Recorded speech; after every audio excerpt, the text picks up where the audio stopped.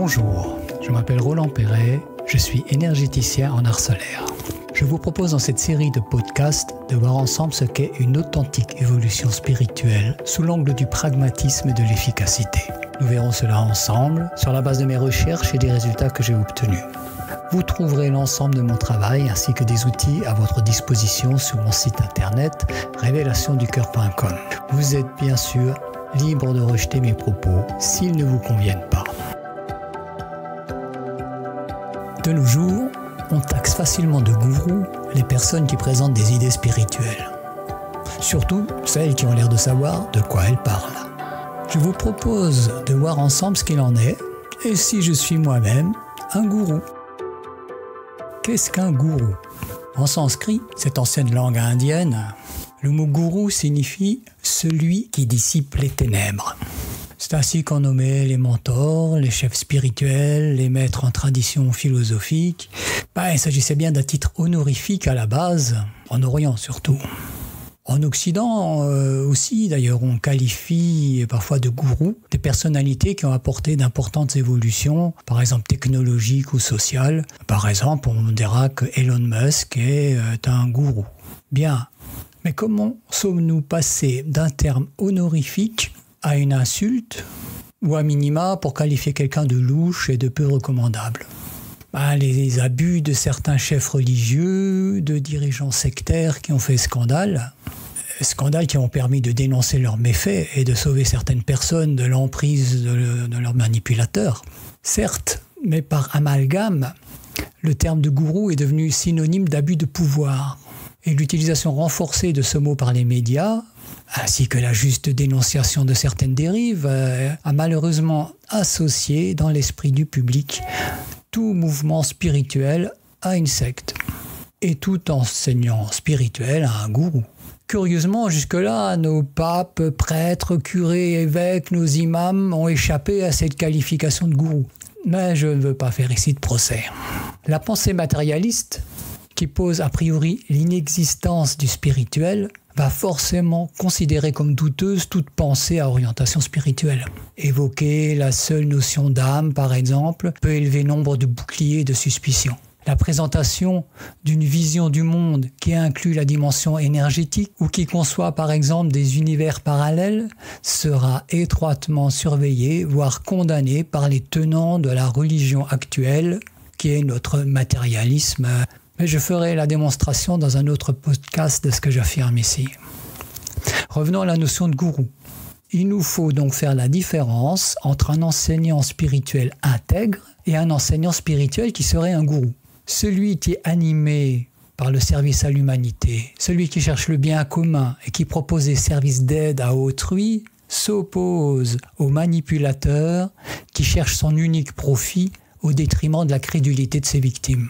L'enseignant spirituel intègre n'est pas forcément dans le juste. Il peut avoir des personnes qui le suivent, mais il peut se tromper, être rempli de croyances, il peut manquer de pragmatisme.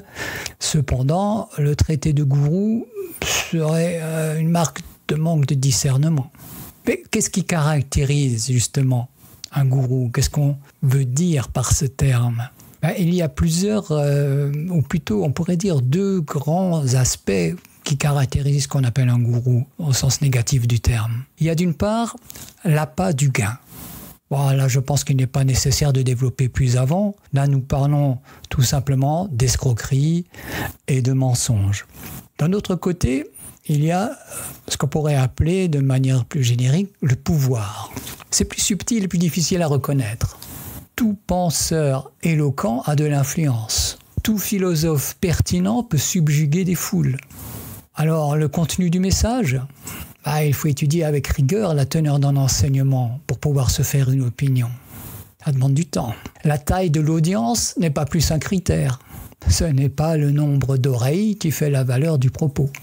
Il s'agit donc bien plutôt de vérifier la qualité des intentions de celui qui enseigne. Ah oui, mais alors, comment reconnaître les intentions d'un enseignant spirituel ? Alors voilà, un véritable enseignant spirituel, digne de ce nom, a appliqué ce qu'il enseigne et il se doit donc d'avoir une maîtrise et un équilibre psychologique. J'y reviendrai avec beaucoup plus de précision dans un autre propos. Mais pour résumer, disons qu'il est exempt des tares grossières comme le besoin de reconnaissance, la soif de pouvoir sur autrui. Il maîtrise sa nature et n'a pas de pulsion malsaine. C'est donc en définitive en étudiant le comportement de l'enseignant ou de celui qui se pose comme tel qu'on pourra se faire une opinion sur ses intentions. Ce n'est certes pas chose facile.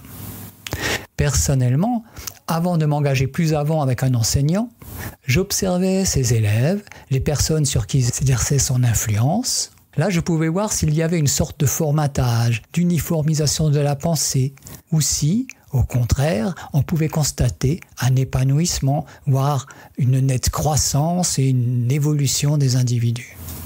Le titre de ce podcast propose une auto-analyse. Suis-je moi-même un gourou ?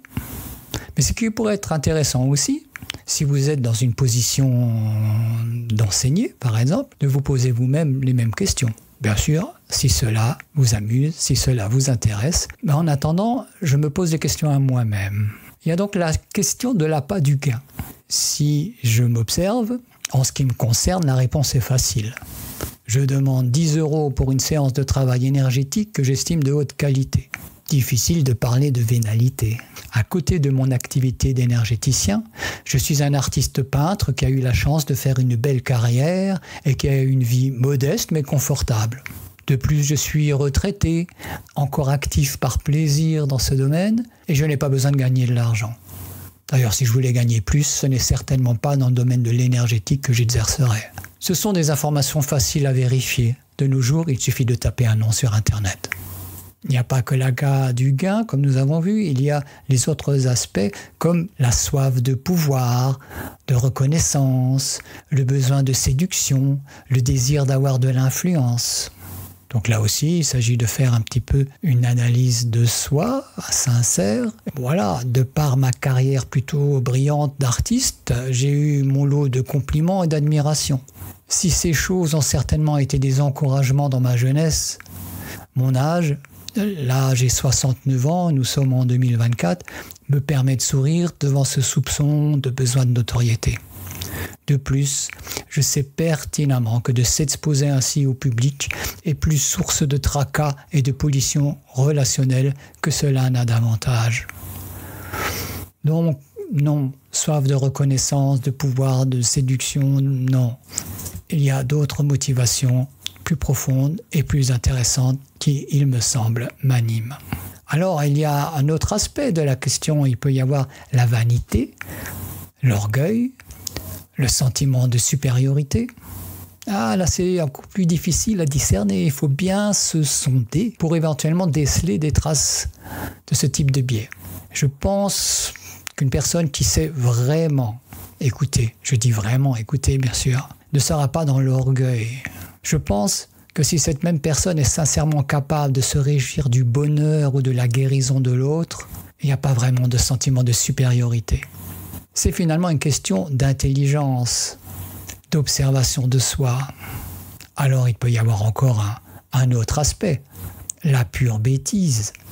Vouloir se faire passer pour ce que l'on n'est pas, parler de ce qu'on ne sait pas, faire croire que l'on sait quelque chose alors qu'on l'a juste lu, se permettre des opinions sans avoir pris le temps de l'analyse, faire semblant d'être rempli de sagesse en noyant le poisson dans du verbiage. Là, il est question de rigueur, d'attitude mentale intègre et encore une fois, de vigilance. Voilà, alors peut-être trouverez-vous d'autres caractéristiques à prendre en compte dans cet examen de conscience. N'hésitez pas à me les mettre en commentaire. En conclusion, en ce qui me concerne, je considère que je ne mérite pas le qualificatif de gourou et je me permettrai de rejeter ce genre d'accusation comme la marque d'un jugement hâtif et non pertinent. Je vous remercie de votre écoute et vous dis à bientôt pour un nouveau podcast.